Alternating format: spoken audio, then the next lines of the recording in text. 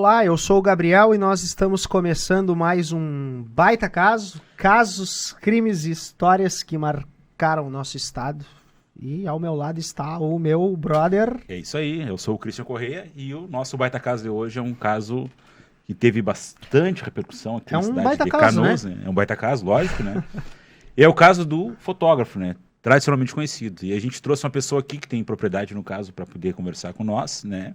É um caso que já tem bastante tempo, então nós vamos provocar ela aqui para refrescar a memória dela, né? Vai ter que falar bastante, viu? É uma policial civil, a Carla. Carla, prazerão que tu ter comparecido aqui para conversar com a gente. Prazer é meu. Para que tu te apresente aí, conte a tua trajetória, a tua história. Prazer é meu, obrigada pelo convite. Então, sou a Carla, policial civil há 10 anos, lotada desde o início na Delegacia de Homicídios de Canoas. Gosto do que eu faço e esse é um dos casos emblemáticos que nós temos aqui em Canoas, né?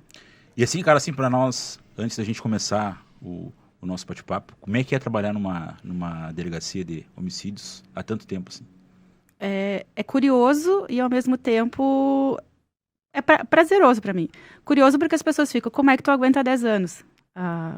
Alguns colegas dizem, meu prazo de validade já acabou, é 2 anos, é 3 anos, é 4 anos. E quando tu começa a conviver com o crime, estudar sobre o crime que tu trabalha, tu começa a ver que o teu trabalho dá resultado, aí entra a parte prazerosa, porque tu tá dando uma satisfação para a sociedade através do teu trabalho em conjunto com os teus colegas, né? Então, para mim, eu já tô na parte prazerosa. É cansativo? Tu sabe, né, Cristian? Sim. É cansativo, a gente tem hora para chegar e não tem hora para sair. Muitas vezes tu não tem finais de semana, por mais que a gente tenha volante, né, trabalhando por nós em locais, Hoje, mas né? hoje, né, nós temos desde 2020, mas antes nós tínhamos escalas de sobreaviso e acontecia o que acontecesse, tu tinha que parar o que tu estava fazendo, se era teu dia, e correr. Então, essa parte, assim, eu já estou na fase prazerosa do meu trabalho. Até porque com o tempo tu já adquire o know-how, né? Tu já tem um conhecimento da área e Sim. te fica um pouco menos complicado, digamos assim, para poder trabalhar, né? Mas é que, aí eu digo assim, aí eu falo que a outra parte, a nossa parte contrária, que são os nossos investigados, eles estão se aprimorando a cada vez mais. Então, quando tu acha que tu tá sabendo alguma coisa, vem um troço novo ali e tu, olha aí, ó, uma coisa diferente. Vamos lá ver como é que faz. Ou um crime totalmente diferente, uma coisa totalmente fora do que tu tá acostumado. Então, vamos dizer assim, aprendizado sempre, né? Hoje acontece um crime, tu já consegue um olhar de experiência, assim, ver, isso aqui tá puxando pra isso. Preliminarmente, tu já, pela tua experiência, já consegue, assim, identificar. Tu consegue pensar, isso aqui pode ser isso aqui. Tu começa já a levantar as hipóteses do caso, né? Como a gente diz, aconteceu assim, pode ser assado. Tu já começa a pesquisar, tu já começa a puxar. Mas olha aqui, fulano ou fulana visitava não sei quem no presídio, pode ter ligação aqui, pode ter ligação ali, o local que ela mora, ou que ele mora é de uma facção tal, então pode ser isso. Tu já começa assim, né? Porque vamos dizer assim, é automático da tua profissão. Aconteceu um fato, mas, olha, isso aqui assim, assim, assim, assim. Aí quando tu vê, tu já tá com um montão de peças de um quebra-cabeça arrumadinho só para começar a montar ali. Mas que bacana. A gente vai falar hoje sobre, e a gente vai pedir para te recapitular, a gente vai falar sobre o caso Gustavo, o caso fotógrafo, né, que é conhecido aqui na cidade e no estado. Foi um caso, assim, de muita repercussão. Né? O Gustavo era um fotógrafo, foi torturado e morto em julho de 2015, né? Me corrijam se eu estiver errado. 28 de julho, né? 28 de julho. Isso. E o corpo dele foi encontrado, né? E aí, a partir disso, a gente quer que tu tome a partir desta parte. Tu estavas na delegacia, como é que estava o dia, assim, se era plantão, se não era? Era o teu plantão? Não era meu plantão. Se isso foi na madrugada, a gente quer que tu retome a atmosfera de como foi, assim, um chamado, deu homicídio, vamos lá. Eu lembro, assim, nós tínhamos a nossa escala de sobreaviso, e a nossa escala de sobreaviso, ela era das 8h30 da manhã de um dia, às 8h30 da manhã do outro dia, das 8h30 da manhã da sexta até as 8h30 da manhã da segunda, então ficava final de semana. E eu não lembro exatamente o dia, mas era um dia da semana, terça ou quarta, não lembro mesmo. Então, a equipe foi acionada, os colegas foi na alça de acesso da 448, então tinha uma pessoa morta, com vários disparos de arma de fogo. Eu lembro que naquela época, em 2015, assim, foi um julho chuvoso, aquela parte da 448, daquela região que é mais conhecida como Prainha do Paquetá e seus arredores, estava tudo alagado. Então não tinha o que mais para tu andar, tu tinha que conhecer um pouquinho a região. E os colegas foram lá, fizeram o local, até no nosso grupo do WhatsApp foi colocado que era uma vítima jovem, com muitos disparos de arma de fogo nas costas. E aconteceu tudo isso por volta de 6h30, 7 horas da manhã, os colegas foram acionados, nós chegamos na delegacia no horário normal, o resto da equipe, e começamos a trabalhar. A equipe responsável pelo caso, que naquela época a nossa delegacia era dividida por região de Canoas. Eu lembro, era o delegado Marco Gunz, o responsável pela nossa delegacia, e ele traçou os 4 quadrantes de Canoas. Então, tinha uma equipe que pegava Matias, São Luís, um pedaço do centro, Harmonia, outra equipe que pegava o lado de cá, São José, Guajuviras, Estância, um lado que pegava Niterói, Nossa Senhora das Graças, e um lado que pegava Rio Branco e Fátima. Então, como aquela região ela fica mais próxima da região ali da Rio Branco, por ali, os colegas que assumiram, então a gente já começou a levantar alguma coisa. E essa lembrança, assim, realmente, assim, desse detalhe, eu não recordo muito bem, assim. Mas no meio da manhã, o irmão da vítima foi na delegacia. Eu não lembro se foi porque nós trabalhávamos na época homicídios e desaparecidos, porque o irmão dele estava desaparecido desde a noite anterior, mas o carro dele estava estacionado em frente à oficina do pai deles. E o irmão dele estava indo lá fazer o quê? Ele foi registrar a ocorrência? Ele foi conversar, porque ele tinha ido, acho que na DPPA, e disseram, vai no homicídios, que é eles que resolvem. Mas até ali ele chegou para registrar ou para ver sobre o irmão desaparecido. Isso. E vocês tinham um local de crime. E nós tínhamos um local. Já tinham localizado o corpo, já. Mas vocês não tinham Não, cruzamos. Só que como os colegas mandam fotos do nosso grupo, da perícia, assim, eu me assustei, porque eles eram gêmeos. Então, assim, claro que a nossa vítima, o Gustavo, ele estava bastante machucado pelos tiros, né? E ele foi torturado? Tem alguma... Tortura, como as pessoas falaram, não. Ele foi espancado, vamos dizer assim, com a coronha da arma, assim, ele levou vários golpes nessa região aqui frontal da cabeça, assim, então ele estava gravemente ferido aí também. Vários disparos, né, nas costas, que foram os primeiros disparos foram pelas costas, né? E então a gente já ficou ali assustado, então já começou uma correria de conversar com o irmão, já ir em DML, já tentar fazer identificação, e nós já começamos a investigar. E vocês que tiveram que dizer para ele, olha, deu esse homicídio. Eu não lembro, acho que foi o delegado que falou. Deu esse homicídio e é o teu irmão. Eu não tenho essa lembrança, assim, mas eu acredito que foi o delegado mesmo, assim. Porque logo a gente já saiu buscar e conversar. E, assim, para elucidar esse caso, a colaboração fundamental foi do irmão. Porque o irmão nos trouxe conversas que o Gustavo tinha tido com a suspeita na tarde do dia 27, que o crime foi de 27 para 28, conversas que ele tinha tido com uma mulher que teria combinado um encontro para eles conversarem, para desabafarem e se aconselharem. Então, a gente começou dessa premissa toda a investigação. Essa pessoa aí, essa mulher, seria o último contato dele antes dele ter desaparecido? Ele teve esse contato através de Facebook e ligações com ela, mas também enquanto ele estava ali aguardando o momento do encontro, que eles marcaram num lugar público, que foi num posto, ele mandou mensagens num grupo de amigos, ele mandou uma foto, então, mostrando que ele estava tri de boa ali. Tri de boa esperando naquele momento. Ela automaticamente, essa pessoa se torna já suspeita de vocês logo ali no... Com certeza. Como é que é isso?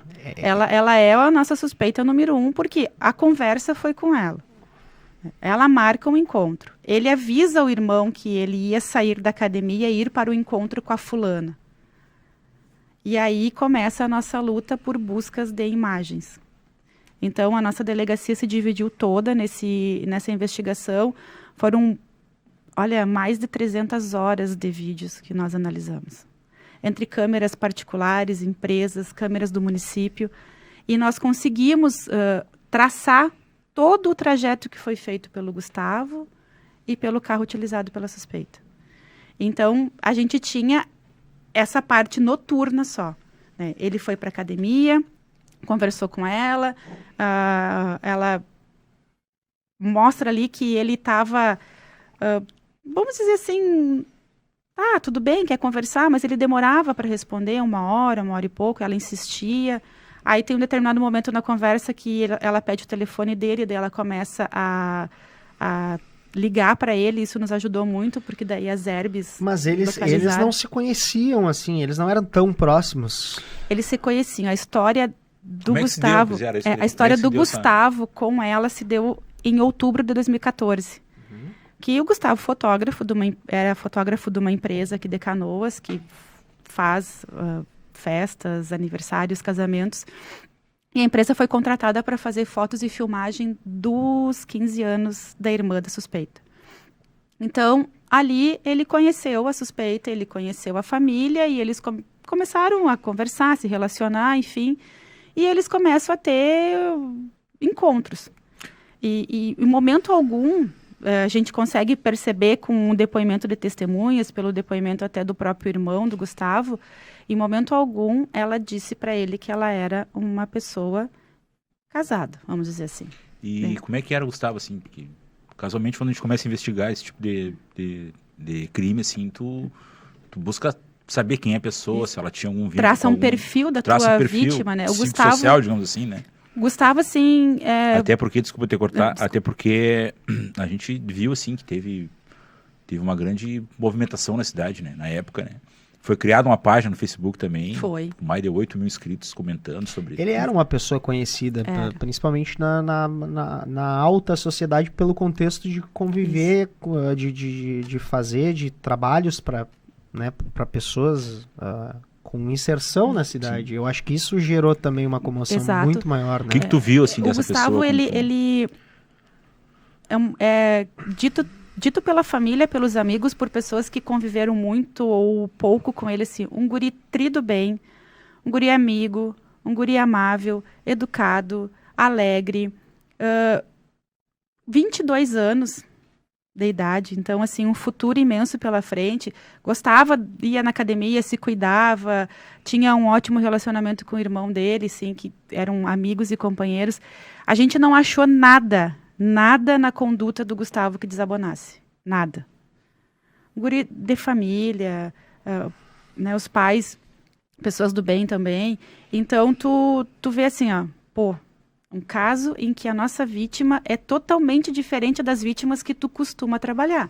Né? Aí já tem uma quebra de padrão, digamos. Exatamente, assim, né? Totalmente fora do nosso padrão, porque a sociedade sabe quem são nossas vítimas. Né? Então, tu tem vítimas que é envolvimento com tráfico, que é envolvimento com briga de facção. Ali vocês já identificaram que era algo passional. Era algo assim, gente, acendeu a luz vermelha, né? Por que aconteceu isso? Então, a gente vê que eles começam desde 2014 a ter alguns encontros esporádicos e a gente, com o passar do tempo, ouvindo as testemunhas durante a investigação, a gente vem a descobrir que ela nunca falou com ele numa rede social própria. Ela sempre usava uma rede social fake, ou ela usava uma rede social de alguém, um Facebook, um WhatsApp. Ela nunca teve um perfil dela para falar com ele. Então, ela sempre marcava encontros com ele por perfis fáceis. Isso vocês identificaram durante a investigação? Durante a investigação. E aí já pelo telefone dele? Pelo telefone dele, pelos depoimentos, porque como ele era um guri tri de boa, assim, ele se abria com os amigos, com os irmãos. Inclusive, o perfil que ela usou para conversar com ele no dia 27 foi um perfil falso. E isso vocês mais um alerta acendido assim de tem alguma coisa muito errada na história. Uma pessoa que usa um perfil falso, ela não quer se identificar não para a pessoa, porque a pessoa que está conversando com ela sabe, mas ela não quer deixar, vamos dizer assim, rastros, né? Então, ela usou um perfil falso para conversar com ele no dia 27, né? E depois a gente foi descobrir que era um perfil de um parente, que ela tinha a senha do Face, enfim, e conversou com ele ali. E essa conversa, assim, cara, ela ela estava baseada em que, assim, qual era a intenção dela? Porque, pelo que tu contou, ela mais conversava do que ele só respondia. Ele só respondia, e num espaço de tempo maior, aquilo que ela... Ela começa a conversa dizendo que tá com saudade deles. Porque, assim, até para vocês entenderem o porquê que ela estava com saudade, quando o Gustavo vem a descobrir que ela era uma pessoa que tinha um envolvimento com o outro, o Gustavo disse, opa, eu não quero isso para mim, tu é casada, vai cuidar da tua vida, eu vou cuidar da minha, e acabou, né? E eles ficaram um tempo sem se falar, sem trocar mensagem, nada, e do nada ela vem nesse dia e ela começa, tô com saudade tua. E aí ela fala mais algumas coisas que eu não recordo, e ele fala, é a fulana? Aí ela, como é que tu adivinhou? E aí eles trocam uma conversa assim, como se fosse um amigo que faz tempo que não vê o amigo. E aí ela fala algumas coisas para ele, que tá difícil, que ela não quer mais, não aguenta mais essa vida. Ela mente para ele que ela tá na casa da mãe dela. Até ele fala para ela, num dos trechos ali, assim, te desejo sorte, sai dessa vida, vai procurar alguma coisa melhor, te desejo sorte. E aí ela começa a falar, ela dá a entender que ela queria conversar, que ela queria conselho, daí eles acabam marcando. E ele diz para ela, eu vou na academia e vou te esperar até meia-noite no posto, ali da esquina da lateral da BR com Araguaia. E ele vai para lá. Isso vocês comprovaram pelas imagens, Isso. né? Aí a gente comprovou pelas imagens, ele tá ali de boa do carro dele, ele sai, volta, fica no carro dele. Ele manda mensagem, como eu falei, para um amigo, uma foto num grupo que eles tinham. Então ele estava assim, totalmente despreocupado. Ia ser um encontro com uma pessoa para conversar. Realmente, assim, na cabeça dele, ele iria conversar com uma pessoa que ele teve alguma coisa e que descobriu que ela era uma pessoa casada e que ela estaria pedindo, vamos dizer assim, até uma ajuda para ele para sair daquela vida, daquele contexto que ela estava. E esse era o contexto que ela passava para ele. Que ela passava para ele. Quem era essa pessoa, assim, pela tua investigação, assim, como é que era pela busca, assim, no caso, tu pesquisou o Gustavo, né? Tu levantou o Gustavo, digamos assim, tu viu que ele era um cara de bem. E essa mulher que ele teve envolvimento, quem era ela, assim? Aí qual era o histórico dela, assim, para tu poder tirar alguma conclusão dela? Como a gente começou eu vou dizer assim, essa investigação, eu posso dizer assim, que ela começou diferente das investigações que a gente tem, né? Porque a gente tem um caso e ponto. Tu não tem suspeitos. O nosso cotidiano, tu não tem suspeitos, tu não tem nada. Aí tu começa a catar câmera, catar testemunha, tu vai traçando uma linha de investigação. Nesse caso específico do Gustavo, a gente já começou tendo pelo menos uma suspeita. Diferentemente de todos os outros, então já chegou com uma suspeita ali. Alguns a gente tem suspeito no início, né? Mas esse sim a gente já chegou com uma suspeita e a gente começa a pesquisar quem é a pessoa que conversa com o Gustavo, né? Então, a gente viu que ela era uma pessoa que se relacionava com uma pessoa grande do crime. Então, vamos dizer, o marido dela é uma pessoa envolvida grandemente no crime. A família dela toda é envolvida, ou casada, ou cunhada, alguma coisa, de pessoas também envolvidas com tráfico, com alguma coisa. E a gente tem o perfil dela. Quando a gente começa a ver as ocorrências anteriores dela, a gente percebe que ela era adolescente e ela tentou matar uma mulher com uma tesourada. E aí depois nós fomos verificar quem era essa mulher. Era a ex-mulher do companheiro dela, do atual dela. Do atual dela. Que, na verdade, depois a gente veio a descobrir que ele mantinha as duas ao mesmo tempo e uma sabia da outra e tá tudo bem, vamos dizer assim, né? Sim. Uma sabia da outra e estava tudo bem. E então a gente começa a ver assim, ela não é flor que se cheire na nossa linguagem, né? Tem alguma coisa aí. Então a gente foi conversar com família dela, com tudo, e ninguém sabia dela, ninguém sabia onde é que ela estava, ninguém sabia que rumo ela estava, ninguém tinha visto ela. E aí, isso tudo no dia 28, assim, a gente fez essa correria de buscar já as primeiras câmeras, a família dela. Aí a gente tem um nome do companheiro dela. Então a gente começou, o cara Vocês não conheciam ele. A delegacia é especializada em homicídio e desaparecimento, proteção à pessoa, né? Mas vocês tinham conhecimento de que ele era líder de facção, que ele movimentava o tráfico de drogas? Só naquele momento, quando a gente identificou. Aqui em Canoas, assim, abertamente, assim, nós não tínhamos conhecimento da atuação dele. Sabia da atuação na região, no restante da região? Na região metropolitana, assim, na vizinhança, como a gente diz, mas aqui especificamente a gente não tinha a identificação dele como até poderia nos bastidores estar fazendo alguma coisa, ter algum laranja, alguma pessoa que ele estaria por trás, mas o nome dele não tinha surgido no nosso álbum de figurinhas aqui, né? E o que apareceu, assim, quando tu viu, assim, pô, bateu, ó, o cara é grandão, né, tem ela que tem esse contexto, tu, Carla, o que tu identificou, assim, ó, vai dar bingo esse cara. Aquela suspeita que tu já tinha dela se confirmou com ele. A gente pensou assim, ó, principalmente conversando entre nós ali, que a gente estava já na madrugada fazendo e analisando assim, é passional. O cara não aceitou, o cara deve ter descoberto agora que ela andava com ele não aceitou e ele quer... Até porque ela tinha marcado o encontro, ele marcou o encontro com ela nesse posto, né? Isso. Ela supostamente teria ido sozinha a esse encontro e horas depois o corpo dele é encontrado no meio do mato ali pela BR, na 448, né? Na BR mesmo. Assim, com mais de 19 tiros, né? Foram mais ou menos 19 tiros. E aí acaba que, uma mulher sozinha com um cara não teria condições, né? Exatamente. De praticar um crime desse, né? Ou ela levaria alguém, ou ela teria ido amando de alguma outra pessoa que estava junto no carro. Exatamente. A gente já nessa hora a gente já pensou assim, uma pessoa sozinha não iria conseguir fazer.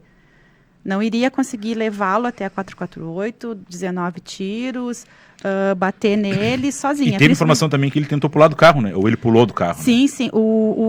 Aí o contexto, assim, para vocês entenderem por que ele pulou do carro, toda essa dinâmica, assim, nós conseguimos, então, com isso, vamos dizer assim, a partir do dia 28 até 1 ou 2 meses depois, fazendo toda essa dinâmica, nós conseguimos ver, assim, eles marcaram, ele estava lá, a gente consegue pegar a entrada do carro em Canoas, né, do carro que ela estava. Que ela estava, que aí a gente já sabia qual era o carro, né? E a gente começa a traçar a trajetória dela até o encontro com o Gustavo. E como eles trocaram algumas ligações, a gente conseguiu, através de deixar claro, né, autorização judicial, né, as herbes, então a gente localizava através de antenas e multi a posição que ela estava. Então, a gente conseguiu colocar ela no caminho. E algumas imagens do entorno ali do local mostram ela indo para um lado, daí o Gustavo sai do posto porque ela não chega, e porque ele não sabia que carro ela estaria, porque em momento algum nas conversas a gente deduz que, do Face ela não falou, mas nas conversas telefônicas a gente deduz que ela não tenha dito qual era o carro que ela estava usando, até porque, é importante ressaltar, que durante as vezes que eles se encontravam aqui em Canoas, ela sempre usava um carro diferente. Ela nunca usou o mesmo carro.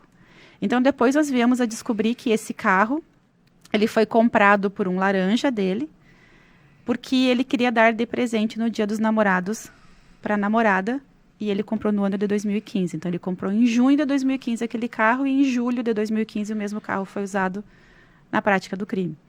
Então, eles fizeram todo esse trajeto. O carro era para ela? Era para ela.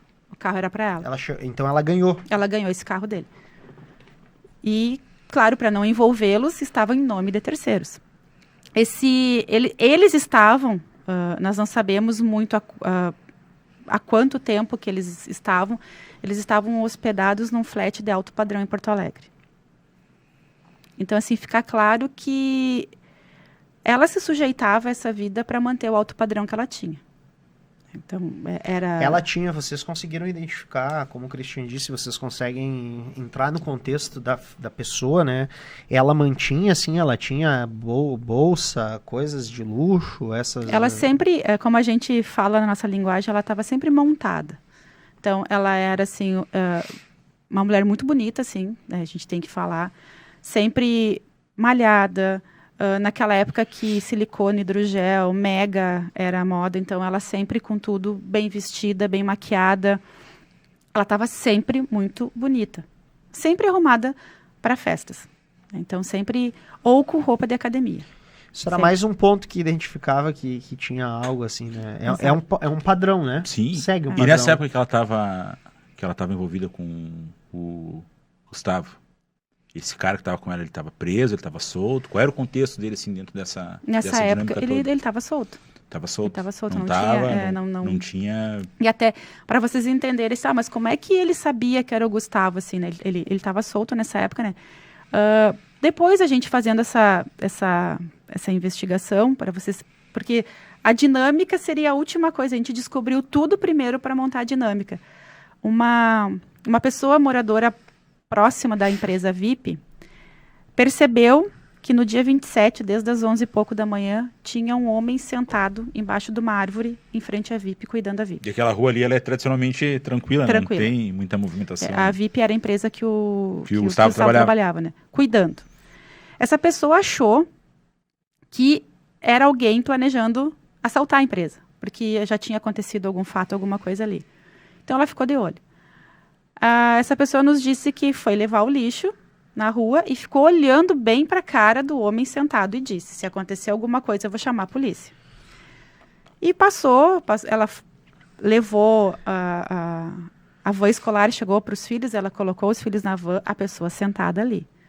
Ela foi até a estação do trem mais próxima ali, a pessoa estava sentada ali. Então, quando ela retornou umas 15 horas, 15 e pouco, a pessoa não estava mais ali. Já tinha ido embora. E o que a gente percebeu nessa dinâmica, assim? Então, como a gente já tinha um carro, já tinha horários, nós percebemos que o carro que ela estava dirigindo no dia, de tarde entrou em Canoas. Na mesma tarde que ele estava sentado ali na frente. Na mesma tarde que ele estava sentado.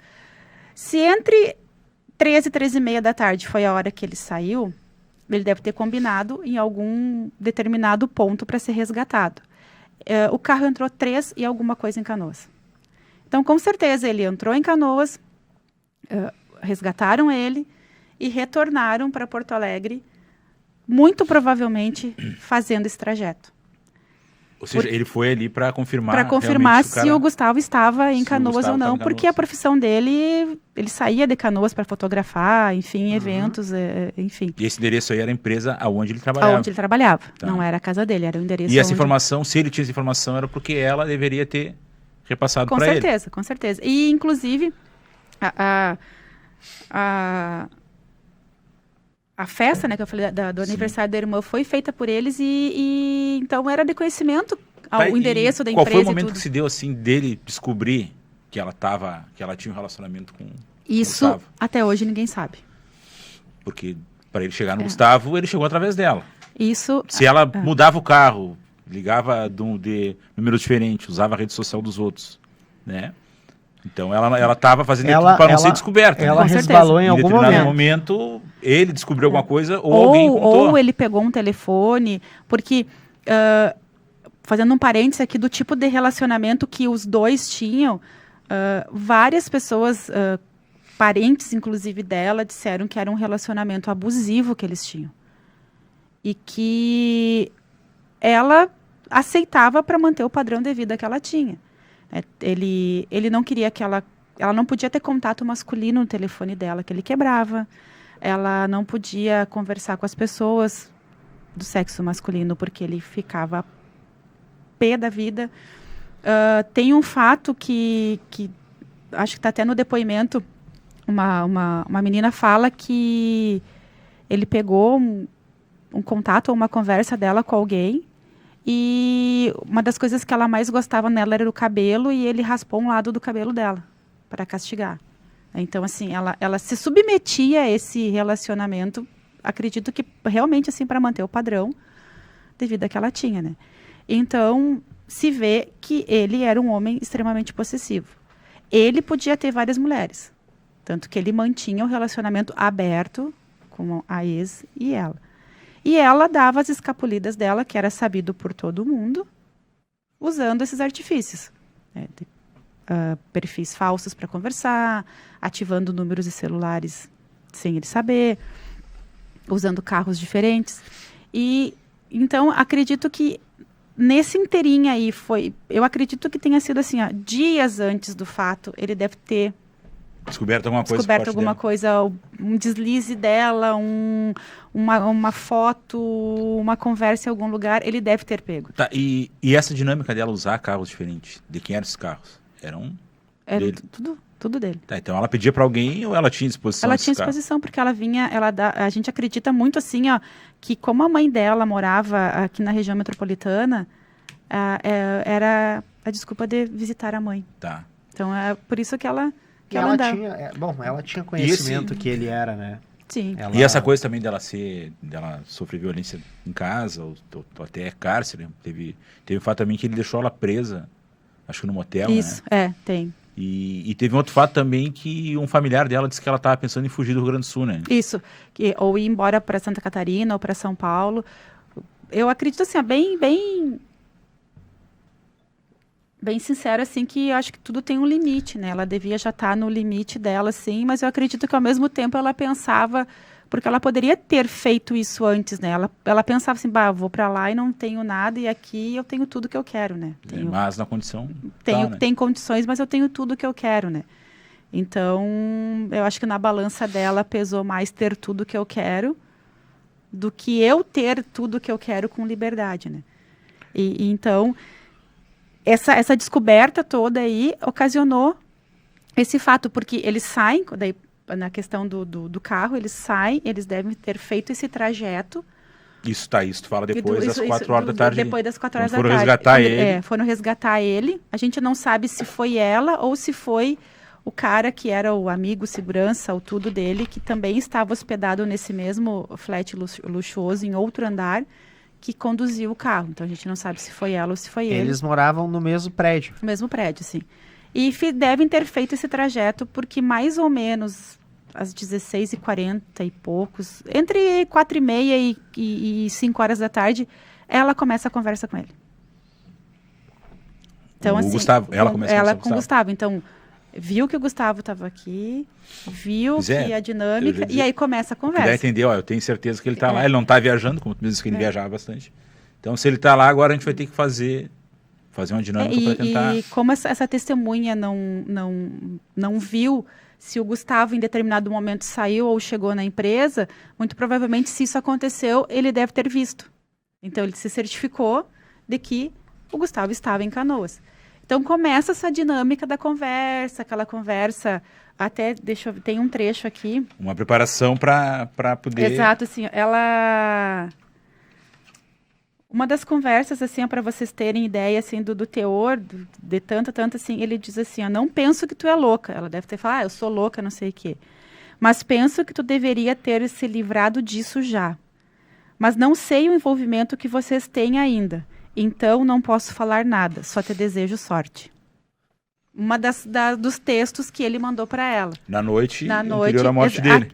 Para vocês terem uma ideia, foi mais ou menos por volta das 21h17 esse texto que ele mandou para ela. O que transparece, assim, até pela tua fala e pelo que a gente viu falar na época, assim, era um cara transparente, um cara honesto, né? E sincero com o sentimento dele também, né? Porque ele falou para ela assim, tu tem um outro movimento, então... Segue teu caminho que eu não quero mais saber de ti. Onde é que vocês acharam ela e quando é que ela prestou depoimento? Ou ali vocês já tinham destrinchado a bronca? Eles já, assim, ó, desde o dia do fato, que a gente soube nome e sobrenome dele e dela, a gente começou a ir atrás. E eles simplesmente evaporaram.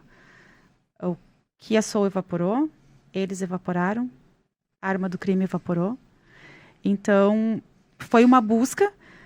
O inquérito ele foi remetido em janeiro de 16. Até o momento, nós não tínhamos eles presos, porque pedimos a prisão dos dois e ela tinha sido decretada. Nós não tínhamos eles presos, nem a localização deles. Não tínhamos a localização do carro e nem da arma. E o carro nunca mais soube? Nunca mais. Nunca mais a gente... A arma é mais fácil tu desfazer agora. De um carro é mais difícil, né? Eles foram presos, eu não recordo agora data, mas eles foram presos em Santa Catarina. Tá, mas bem para depois. as pessoas daí entenderem. Então, vocês conseguiram elucidar, né, e indiciar os partícipes, né? Exato. E aí vocês remeteram o inquérito para o judiciário e eles ficaram com mandado de prisão em aberto. Isso. Certo? Mas eles foram indiciados por... Quais foram as tipificações ali? Motivo fútil. Homicídio... O homicídio qualificado. Foi... Até eu tenho aqui a qualificação bem direitinho. Para a gente não se... Eles foram por...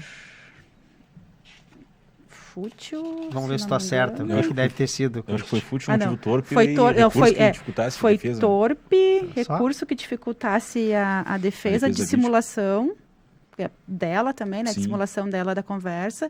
E eu acho que o inciso 4º, que dificultou a defesa da vítima. Certo.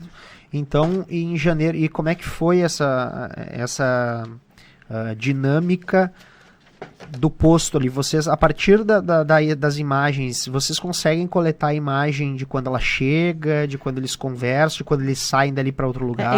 Eles não se encontram no posto, tá? O Gustavo deve ter ou ela ligado ou ele ligado, e eles marcam outro lugar. Aí começa eles a andarem em círculos, e num determinado momento o Gustavo vê o carro dela parado na esquina entre duas ruas, ali no bairro Igara. Pertinho da casa dele, pertinho da oficina do pai dele. Então, pelas imagens, ele para ao lado do carro, ele baixa o vidro. A gente percebe, né, que se tu parou do lado, tu deve baixar o vidro. Vocês coletaram imagens. Tudo tá nessas imagens. Então, com certeza, ele parou do lado, ele fica um tempo parado, com certeza baixaram os vidros, conversaram, para ver, assim, como estava tão tranquilo. Gustavo manobra o carro, dá ré, manobra, estaciona direitinho e entra dentro do carro, no lado do carona, banco da frente. O carro fica quase 1 minuto parado. Como é noite, tu consegue ver os faróis do carro. Então, por exemplo, se tivesse uma luta corporal dentro do carro, os faróis, com certeza, com a movimentação, tu iria ver. Com certeza. Fora outros sinais, buzina. Exato. Tu vê que o carro está tranquilo. O que a nossa investigação nos fez entender desse momento? Que ele estaria dentro do carro, no banco de trás. Como o carro tinha os vidros filmados, a gente vê por várias imagens que nós temos, né, é escuro. Ele deve ter, com certeza, arrebatado o Gustavo ali, colocado a arma nele, fica quieto, fica tranquilo, não te mexe, e ela sai. Então, ela sai, ela entra por dentro do bairro e ela acessa a lateral da BR, da 116, e eles vão e acessam a 386. Então, tudo isso a gente fez o caminho deles com câmeras. A última imagem deles, que nós temos na 386, é um motel que tem ao lado de uma churrascaria antes do posto, que tem um posto ali, um posto da Petrobras, se não me engano, quem vai para Nova Santa Rita. Ali nós temos a passagem do carro. Então, nós tínhamos 2 caminhos. Ou eles foram para Nova Santa Rita, ou eles acessaram a 448, porque ir para Novo Hamburgo, ir para Esteio, ir para outras cidades, não estava dando por ali, porque estava alagado, em função das chuvas. Então, assim, eles só tinham 2 caminhos. Nova Santa Rita, ou acessar a 448. Então, nós passamos pela 448 buscando imagens, já quase na entrada de Nova Santa Rita, e o carro não passou por ali. Então, realmente, nós vimos que, por ele o corpo dele estar na 448, foi o único trajeto que ele poderia ter feito, que eles poderiam ter feito. Então, a gente fez todo esse trajeto, né? Não conseguimos imagens na 448, e o crime deve ter acontecido pela hora que ele foi arrebatado. Até a hora, ele passa 00:30, mais ou menos, nesse motel. Até o local, dá uns 5 minutos, porque sem trânsito, sem nada. O fato ali, 15 minutos, vamos dizer. Então, o que eles fazem? Eles saem, eles vêm pela 448, acessam a 290 e até tem uma frase do delegado, ele acha que nos enganava, ele entra em Canoas de novo. Como nessa intenção, né? Nessa intenção de enganar. Só que o que acontece? Ele entra em Canoas, mas ali na Inconfidência, que tem o viaduto, eles fazem o retorno e acesso à BR novamente para Porto Alegre. E nós conseguimos, na mesma câmera que pegou ela entrando em Porto Alegre, entrando em Canoas, nós pegamos eles entrando em Porto Alegre. Então a gente já viu assim, ó, fez o retorno, voltou para Porto Alegre. A investigação conseguiu identificar se tinha mais alguém dentro do carro. Obviamente vocês não identificam, mas assim, né, pela dinâmica, ele estava ali também, mas poderia ter mais de uma pessoa? Poderia estar em 2? A gente acredita que não. Não. Que era só os 2. E como é que vocês chegaram nesse condomínio de luxo que eles estavam morando? Aí a gente conseguiu chegar nesse condomínio... Foi pouco tempo ou levou mais tempo? 19 dias. 19 dias. 19 dias. Se perdeu muita coisa nesse meio tempo, Se perdeu coisas importantes do condomínio, do flat que eles moravam, porque as imagens... Certamente devia ter câmera por tudo que era... Tinha câmera por tudo, mas assim, a gente contou muito com testemunhas do local, que nos deram... confirmaram, no caso, que de fato eles passaram confirmaram que o carro ficava em tal vaga, que eles alugavam tal flat, que fulano que era amigo alugava tal flat, que no dia do fato eles chegaram 1h pouco da manhã, 1h30 por aí, 1h15, 1h30, porque o pessoal que cuidava das câmeras acessou, chegou a 1h15 da manhã, então verificaram que eles entram na garagem, eles estavam nervosos, o que chamou a atenção deles é que ela estava usando roupas que ela não usava, normalmente até a frase usada, ela usava roupas de festa ou de academia, ela estava de moletom, de boné, touca de lã, eles estavam usando, e até eles comentam, mas não estava nem tão frio para esse tipo de roupa. Né? Então, eles ficam numa movimentação muito grande entre os andares. Eles saem fora do padrão. Totalmente. Eles ficam numa movimentação muito grande entre os andares e depois eles saem.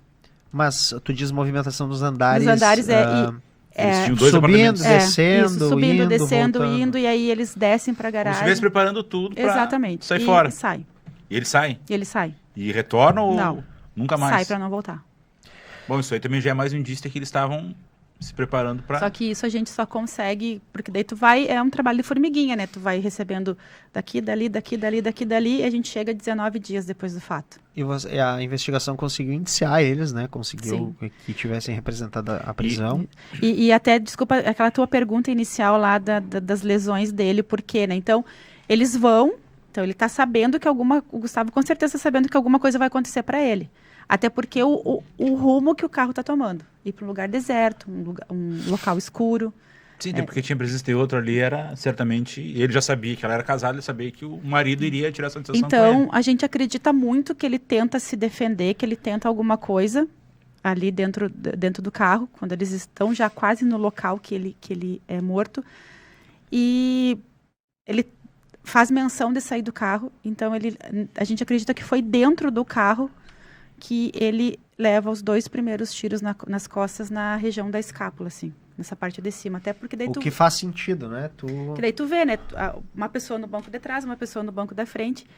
E a gente acredita que foi nesse momento que ele sai do carro. O carro em movimento, ele se atira. Até porque ele tem, na perna direita, uma lesão de abrasão, que é muito parecida quando tu cai em asfalto, ou... Sabe? É um raspão, né? Sim, aquele Exato. raspão, aquele raspão e é na perna direita. Né? E aí vocês vão perguntar, como é que vocês conseguiram ver? Porque ele tinha saído da academia, ele estava de bermuda. Bermuda, camiseta e uma jaquetinha. Então ali lesionou bastante, porque um carro em movimento devia estar numa velocidade de 80 a 100 km por hora ali, com certeza a lesão foi grande. Ele cai, ela deve ter parado o carro, ele sai do carro, e o Gustavo, já machucado, ele tenta fugir e ele toma mais 3 tiros na região glútea, na região da cintura ali. E aí ele cai. E quando ele cai, ele já cai no declivezinho que tem na 448. E a gente não sabe se foi nesse momento ou não que ele é... assim, atacado com a coronha da arma, assim, ele tem fraturas graves, assim, no rosto, assim, na face, então ele tem, com certeza, com a coronha ali, e depois, a gente não sabe se ele usou um carregador prolongado, ou ele recarregou, aí ele, num momento de fúria, ele dá todos os tiros que ele imagina, assim, então o Gustavo, ele tem 5 tiros já no corpo, e mais ou menos uns 13 ou 14 tiros novamente, assim, totalizando 19. E esse caso vocês conseguiram remeter em janeiro, eles foram presos em Santa Catarina? Eles foram presos depois da remessa do inquérito. Sim, eles foram presos em Santa Catarina, eu não me recordo, tu te recorda onde eles foram presos? Não me recordo. Foi Camboriú? Eu acho que foi.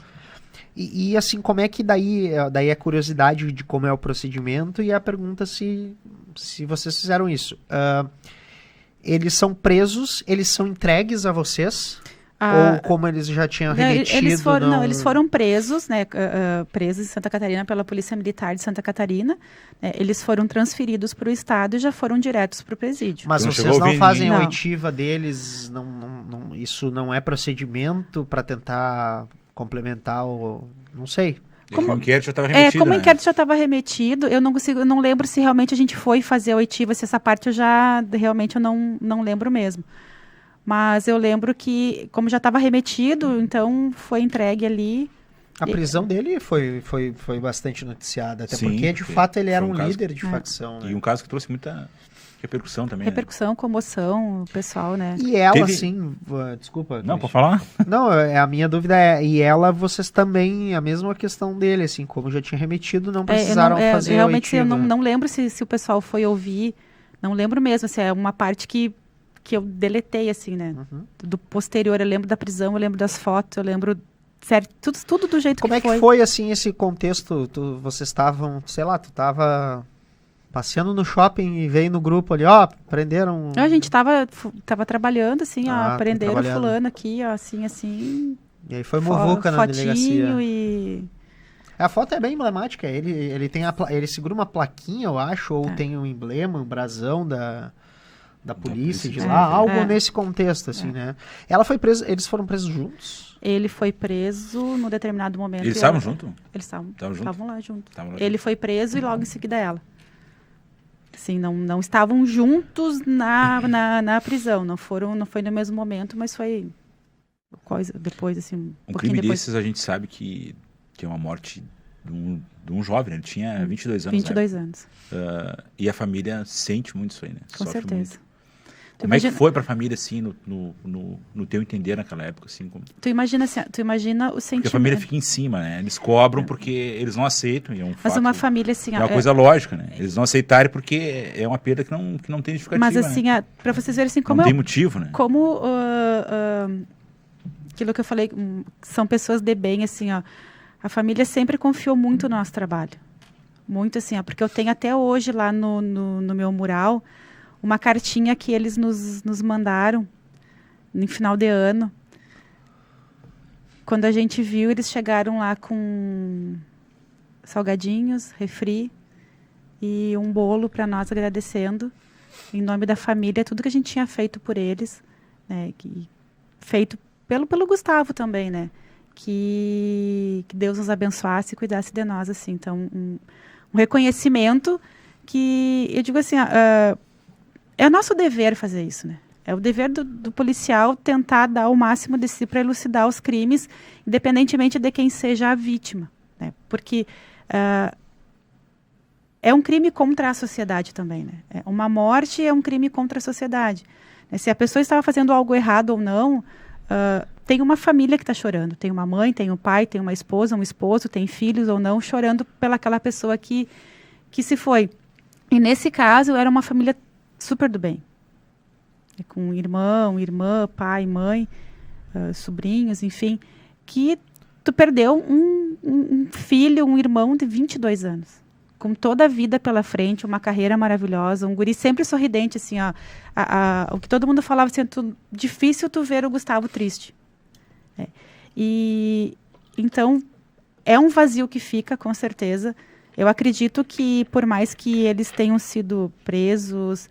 Ele já foi julgado, né, o júri dele foi em 2020. Ele foi condenado Foi condenado 20 anos e 8 meses. Ele já tinha outras condenações já ou tinha alguns indiciamentos, não? Ele tinha bastante coisa por tráfico. Não sei se já tinha saído as sentenças desses processos, mas essa foi uma das maiores, se não a maior dele. Ele recentemente esteve solto, né? E sim. Aí ele acho que ele rompeu a tornozeleira. E aí foi preso, né? Num condomínio também de luxo. E ele tá fora do estado, né? Preso fora do estado. E o júri dela tá por sair ainda esse ano. Então, e como eu estava dizendo assim, eu acredito muito Vocês que... foram chamados a depor? O delegado.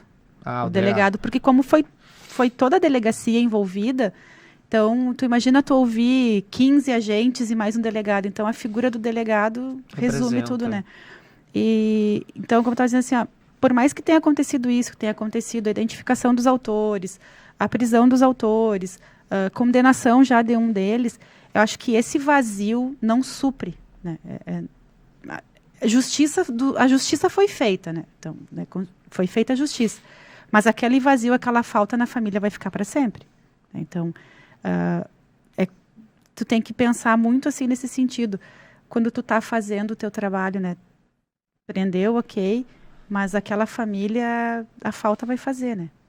Da cliente que você foi, né? Principalmente nesse caso aqui, né? Família trido bem, um guri do bem, que por uma questão de ciúmes, possessão, aquela coisa assim que nós para a gente entender assim um pouquinho, a gente fez a seguinte leitura do caso. Ela era o troféu dele. Ele exibia o troféu dele para todo mundo. Todo mundo podia admirar o troféu dele, babar pelo troféu dele, mas ninguém podia botar a mão no troféu. Então, quando alguém botou a mão no troféu, ele saiu de si e fez o que fez. Mesmo não tendo culpa, porque ela, em momento algum, deixou claro que ela era uma mulher que se relacionava com outra pessoa, né? Tanto que quando ele descobriu, né? Ela foi indiciada por vocês por ser... porque, assim, embora se tenha a lógica de que ela não puxou o gatilho, ela tem a participação ativa no crime. Sim, ela foi indiciada pelos mesmos. Ela é indiciada pelos mesmos. Porque foi ela que fez tudo. Ela que fez tudo, né? Ela é indiciada... Ela conseguiu atrair a vítima. Ela é indiciada igualmente. Ela teve participação. Porque...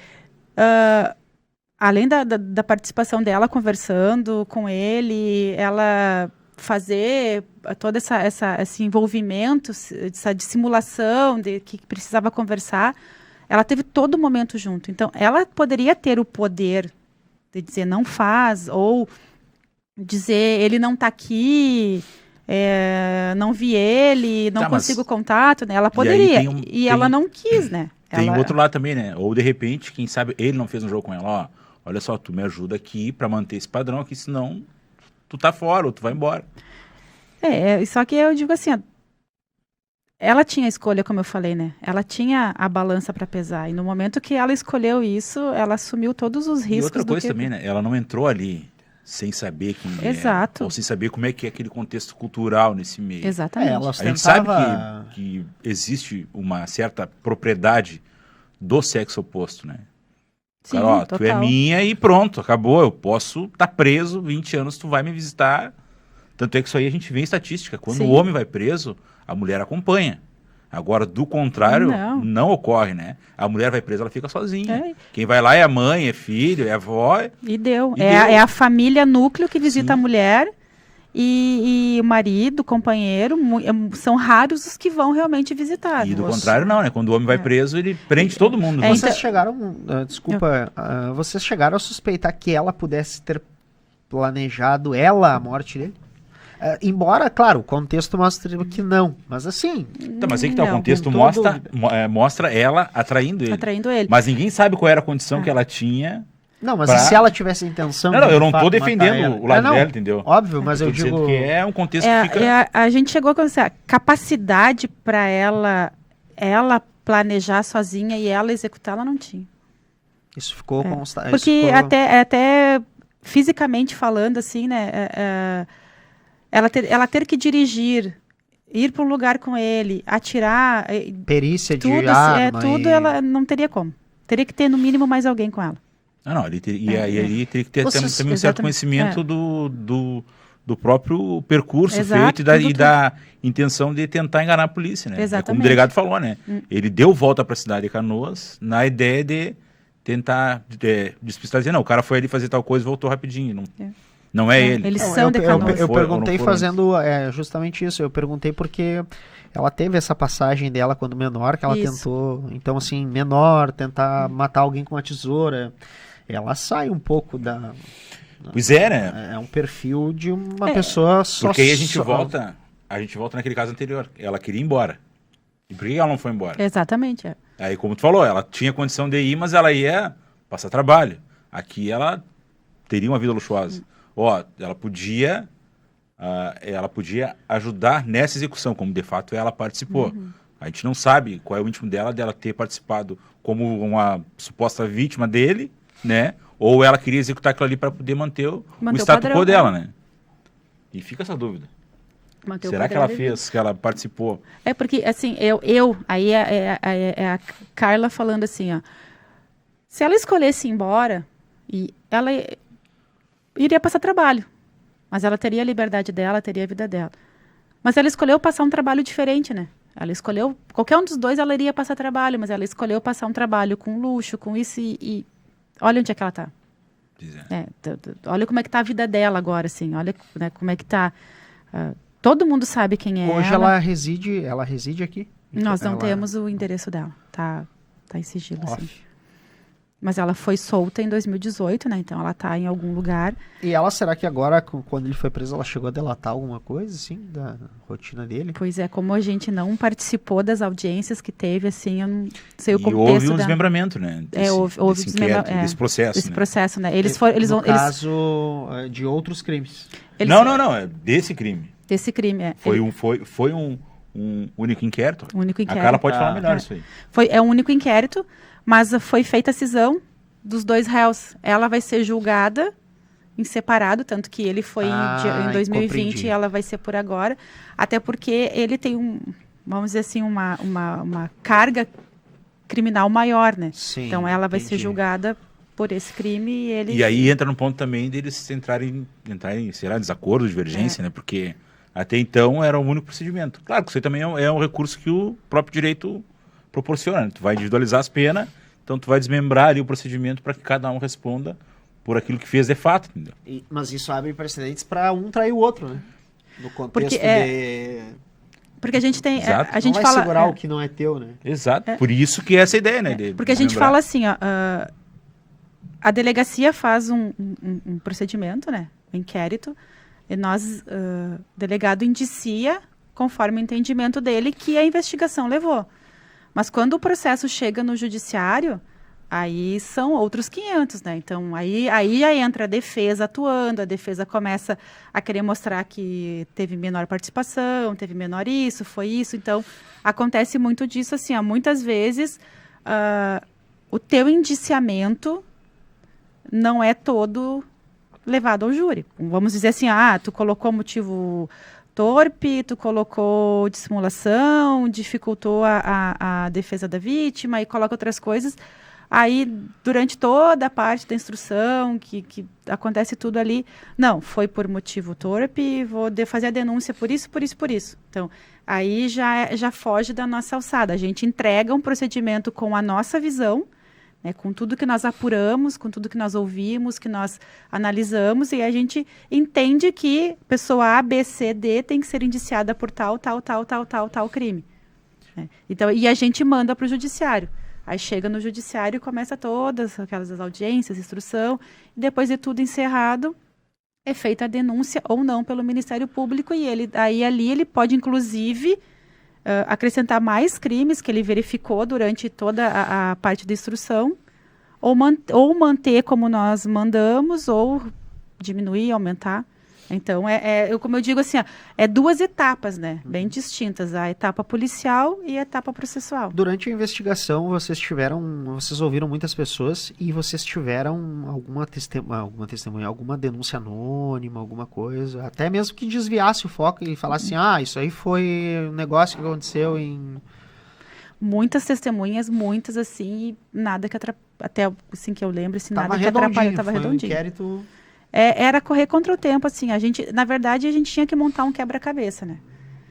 E pela parte deles, assim, vocês conseguiram trazer alguém para defender algum álibi? Eles trouxeram algum álibi, mandaram alguém, ou Ou a própria investigação chegou em algumas pessoas que poderiam ter participado junto com eles? Eles não tinham álibis. Não. Eles estavam nus, assim, já era. Vamos do jeito que dá e seja o que Deus quiser. E... A família dela também não contribuiu, também não prejudicou em nada. Foi neutro, assim. Que, tá em eles só expuseram a relação que eles tinham e dizendo que ela era a suposta vítima dele. Era um relacionamento abusivo. Isso. E até tem um depoimento de uma familiar não muito próxima dela que traz isso, né? Traz essa história do motel, que ela ficou presa só com água 2 ou 3 dias num quarto de motel. E por que ela não tinha celular? Não tinha nada? Não tinha nada. Ele tinha quebrado o celular dela, dado ordens lá que não fizesse nada. Tem a história do cabelo, né? De raspar o cabelo dela.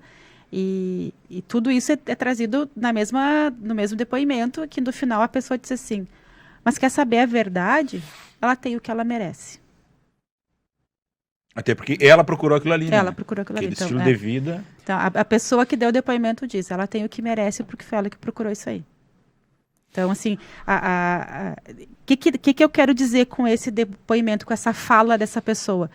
Que todo mundo sabia quem ele era, que todo mundo sabia o que acontecia no relacionamento deles e ela aceitava. E o que a gente entende também é que o fim não ia ser alguma coisa boa, né? Não Independente deles terem feito o que fizeram, que foi uma tragédia, sei lá, imensurável, uma coisa absurda, né? Porque a vítima, pelo contexto e pelo que a gente pesquisou também, né? Era uma pessoa com muita vida pela frente. Muita. Uma profissão. Inclusive, ele tinha trabalhado no governo do Estado em anos anteriores, né? E prefeitura também, se não me engano. O Gustavo, ele foi fotógrafo. fotógrafo. Não, o Gustavo. Assessoria de imprensa. E aí tu vê, assim, toda uma turbulência que não tinha nada a ver com ele, né? Exato. Uma situação... Uma questão entre o casal ali, né? Exato. E ele entrou de forma inocente, porque... Exatamente. Tu vê, foi um envolvimento profissional da parte dele, porque ele estava trabalhando. Ele não estava procurando gente em rede social ou site de relacionamento. Ele estava trabalhando e aconteceu, como acontece com muita gente. Exatamente. Né? E aí o cara é morto, assim, de uma forma covarde. De uma forma cruel, uma forma extremamente... E assim, só para vocês terem tão cruel e covarde que é que o disparo fatal é dado ao lado do ouvido esquerdo, né? Então, o disparo fatal é dado queima-roupa. Esse disparo foi dentro do carro? Ou... Não, foi fora. Foi fora? Aqui, ó. Aqui. Encostadinho, assim. Tamanha covardia, o cara, ele tenta pular do carro, toma 3 tiros nas costas, cai. Toma 2 dentro do carro, que a gente acredita, cai, se machuca, toma mais 3, cai e aí ele começa. Primeiro ele bate, a gente acredita que foi depois que ele bateu com uma arma nele, no rosto, né, que ele dá esse tiro e depois, assim, ele faz o que...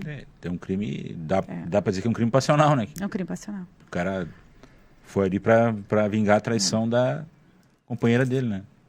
Ô, Carlos, então assim, vocês chegaram à conclusão, não viram pelo corpo que ele tomou 19 tiros, né? Isso. Ele não foi arrebatado, ele entrou por livre e espontânea vontade no carro, tá? E dali ele foi levado até o ponto onde ele foi executado. Teve alguma dinâmica ou alguma tentativa de buscar comprovar de que não houve luta corporal dentro do carro? Ou se houvesse, ou se teve alguma luta, teria como demonstrar assim que de fato essa luta existiu e que tinha 2, 3 ou 4 pessoas ali dentro? Como a gente estava conversando, né, que nós acreditamos muito que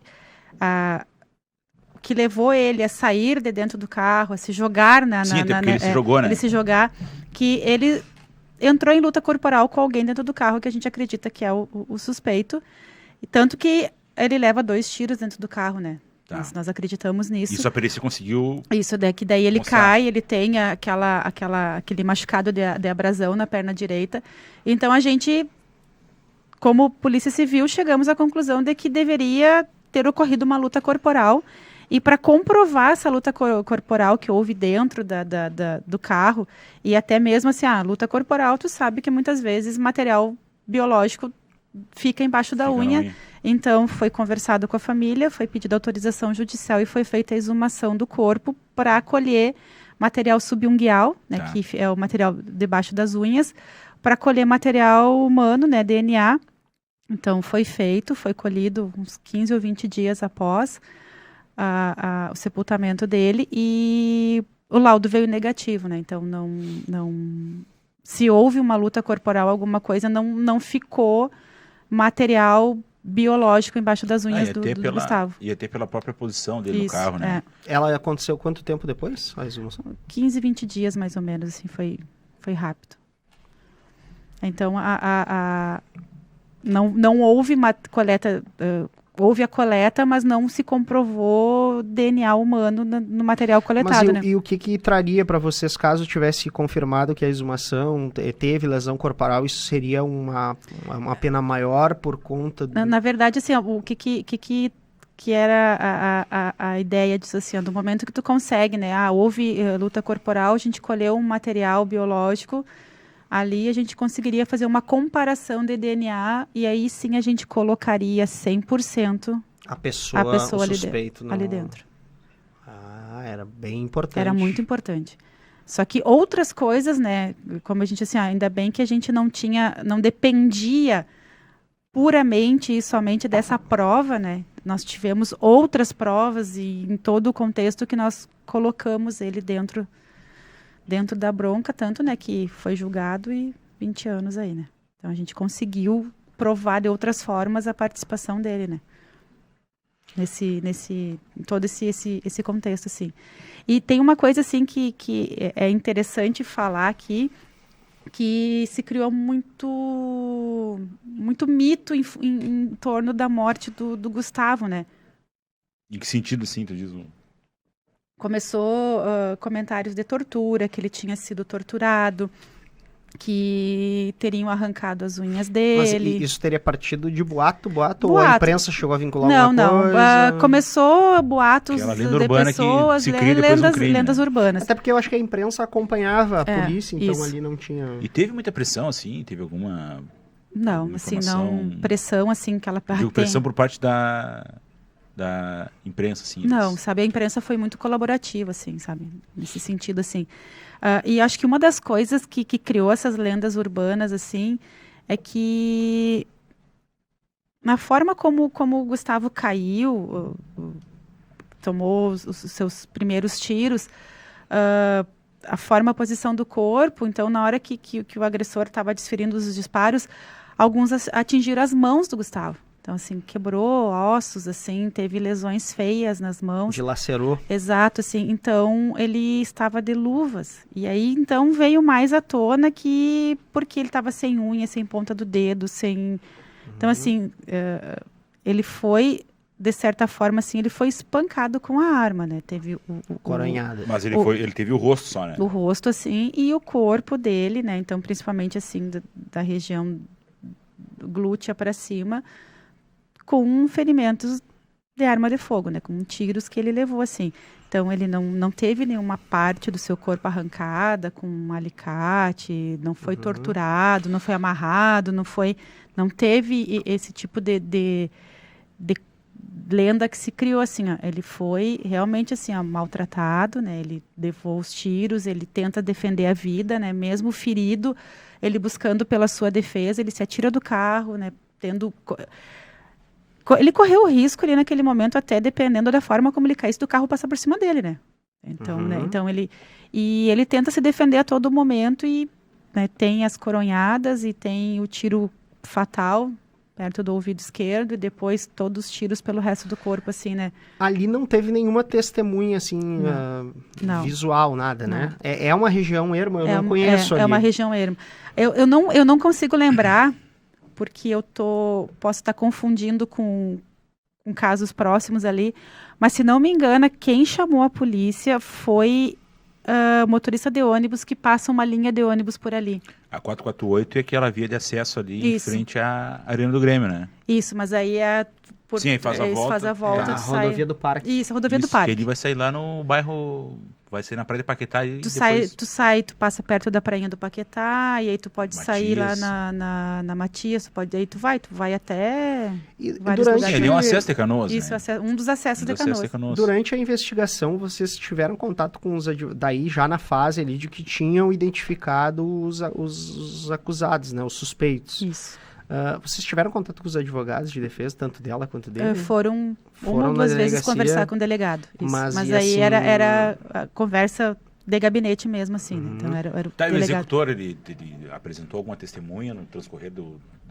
Não. Até porque ele não sabia também, né? Mas isso não chama atenção, assim, partimos da ideia de que ele é um líder de facção, né, uma pessoa envolvida com o crime organizado, não fazer o mínimo de esforço ou gritaria para defender o lado dele.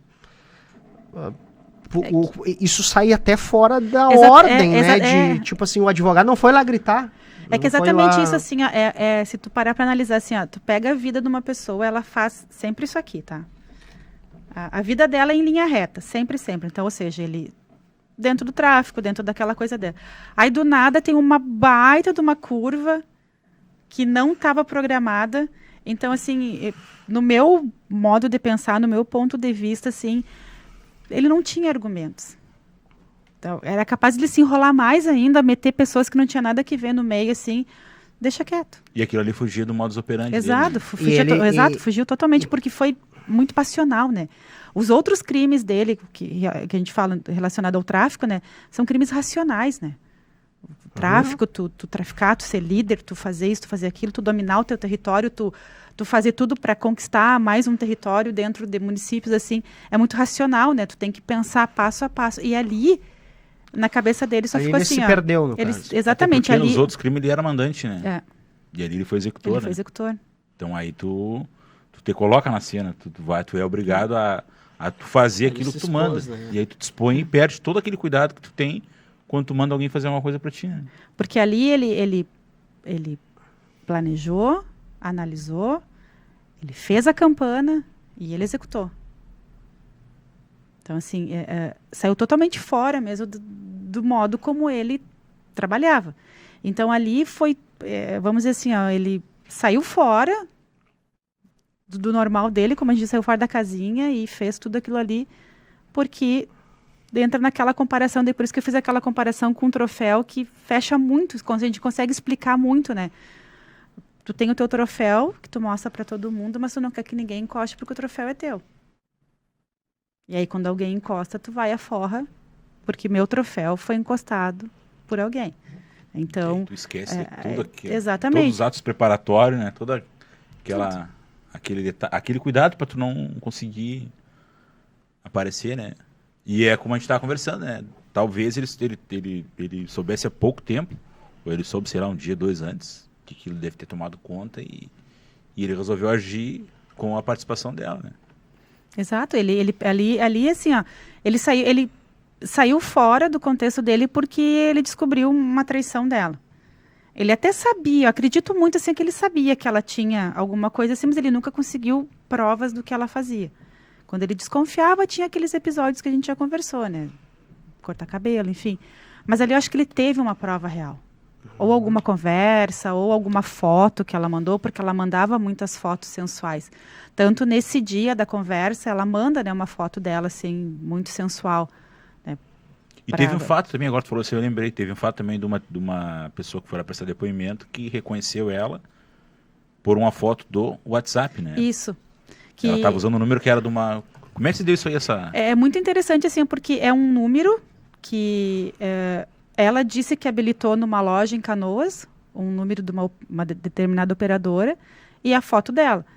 Só que era um número que o esposo dessa testemunha que foi lá já não usava, assim, tinha sido desativado o número dele, e ele não usava mais, assim. Só que, não sei se está desativado ou ele parou de usar, eu sei que ela foi ver na lista dela ali, alguma coisa, e no número que era do marido dela estava a foto da nossa suspeita. E aí, porque como foi muito divulgado na época as fotos, ela foi na delegacia e deu o depoimento dela e foi mostrada várias fotos dela, assim, essa aqui mesmo, uma foto bonita, sensual, uma mulher bem vestida, cabelo loiro, explicou toda como ela era. E ela reconheceu a pessoa e associou com a foto que estava naquele número com aquele número de celular que era do marido dela. Que era do marido dela. Do marido da testemunha. E esse número usado por ela, pela suspeita, não, pela indiciada, no caso, que participou, era o número que ela falava com o Gustavo. Não, né? ou seja, ela já falava com o Gustavo com outro número. Ela já tinha Esse mudado, daí mas deve- esse número ela falou com o Gustavo também. Era o número que ela usava anteriormente. Pode ter sido até um desses números aí que ele viu alguma coisa e deu um desses episódios de tortura. Vamos dizer tortura, cortar cabelo, deixar só com água presa num quarto. Porque ela trocava muito de número. E de operadora, né? Não sei se porque ela criava os perfis falsos e aí ela... E dá pra gente pensar também que ela não falava só com o Gustavo, Com né? certeza. Até porque para ter uma dinâmica dessas e um modo de agir, assim, ela não tá querendo deixar rastro e ela conversava com muita gente, né? Eu acredito que sim. Eu acredito que não foi feito exclusivamente para conversar com o Gustavo. Sim. Porque senão tu criaria um único perfil falso e tu iria usar Manteria aquele contato. perfil sempre, né? E era mantido o contato. E até estabeleceria com a pessoa, olha, é o seguinte, eu vou usar aqui o perfil do João e nós vamos conversar por aqui. E toda vez que eu mandar um e aí, tu sabe que sou eu, ou sei lá, mas tu cria algum mecanismo ali pra tu.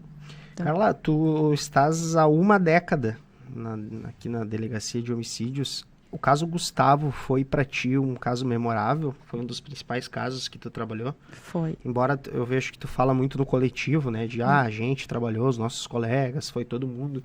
Mas, assim, foi um caso emblemático para ti? Foi. Como é que foi esse contexto, assim? Foi um dos casos que eu digo assim, ó, posso dizer que é um dos casos que marca a tua vida profissional. Entre outros que aconteceram, mas ele marca por toda a dinâmica, ele marca pelo tipo de vítima que nós tivemos, né? Pela idade da vítima também, que as vítimas jovens que a gente tem são vítimas relacionadas a tráfico, a guerra de tráfico, assim, mas uma vítima de 22 anos, profissional, elas já sabem o que espera. Exato. Elas já aceitam aquilo ali, né? Até porque nesse meio o prazo máximo é até 25 anos. 25 né? anos no máximo, assim. Se tu não morrer com 25 anos, tu tá preso. Então, as duas vias, vamos dizer assim, né? E ele não era dessas duas vias. Ele tinha uma vida inteira pela frente, né? Ele tinha um caminho a trilhar, ou ele iria continuar na profissão dele, ou ele poderia... Ele estava começando a vida dele. 22 anos. Hoje, com 22 anos, a gente vê os jovens de 22 anos, muitos ainda estão começando, né, a se decidir o que eu vou fazer, o que eu quero da vida. E ele já era diferente, né? E ele já estava com a vida dele pronta, né? Só o caminho a seguir. Então, assim, ele marca muito, né, pela lembrança da família, né? Uma família, como eu falei, super de bem, uma família unida, uma família amorosa, né? Então, que com certeza a falta dele ainda é marcante na família, né? Pela forma como foi, pela forma cruel como aconteceu, né? A gente vê na forma como foi a raiva do executor, né? Em cima dele. Então, ele foi um caso marcante, sim, né? E entre outros, e nesse ano a gente teve, né? 2015 foi o ano dos fatos, assim, né? Que marcou a gente. E aí, Cristiano? Cara, eu tô satisfeitíssimo. Nós temos duas perguntas. Nós temos duas perguntas aqui. Na verdade, uma já foi teoricamente respondida, né? Que é sobre os acusados, se eles foram presos. Aí, só para retomar, o indiciamento, o inquérito foi remetido por vocês em...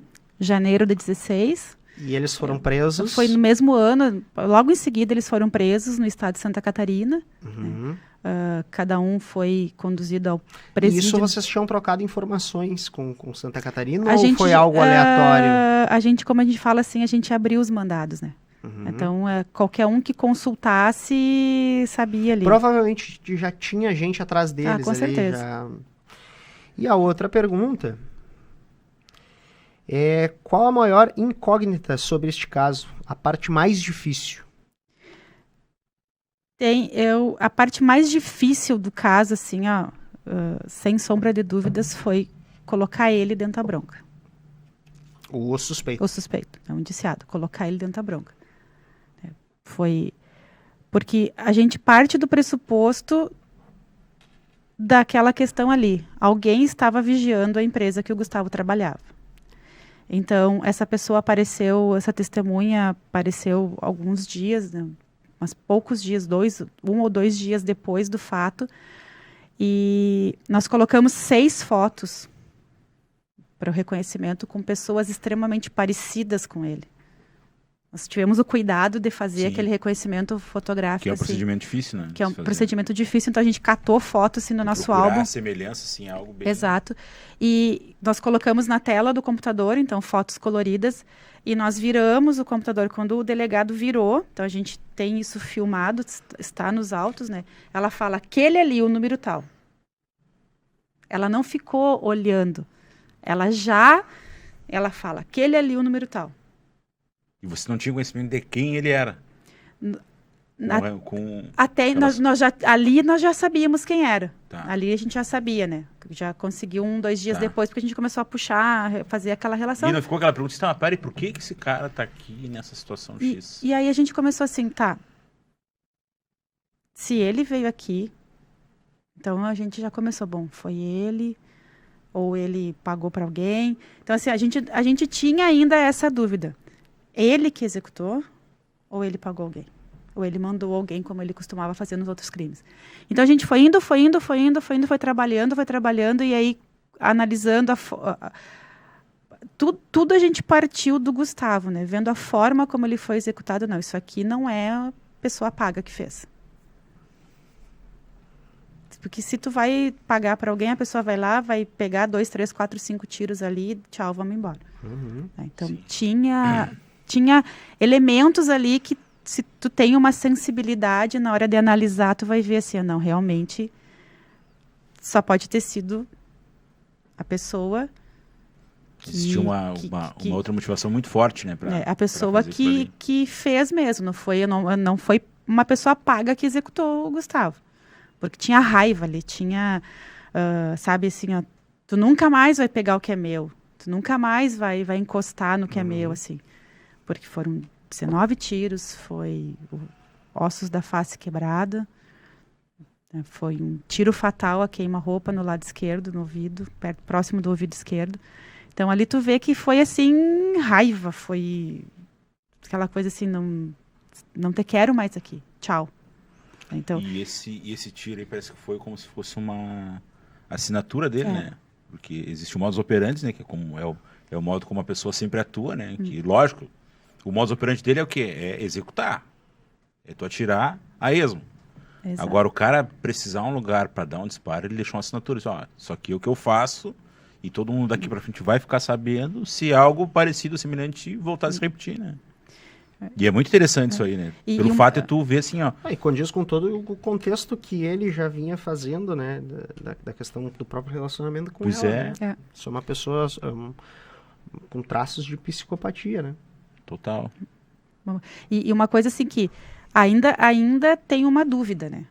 Que talvez ele um dia possa nos responder, que é aquela pergunta que tu fez, assim, ó, que tem esse ponto de interrogação. Quando que ele ficou sabendo do relacionamento? Será que ele ficou sabendo muito tempo antes e veio achando a oportunidade? O que não parece ser. Será que ele ficou sabendo um dia antes, 2 dias antes? Ou será que ele ficou sabendo naquele dia? Porque teve um intervalo de tempo entre a última vez que eles se viram, né? Teve. Até a execução. Isso. Mais ou menos um mês e pouco, né? Mês e pouco. Foi quando ele descobriu que ela era casada.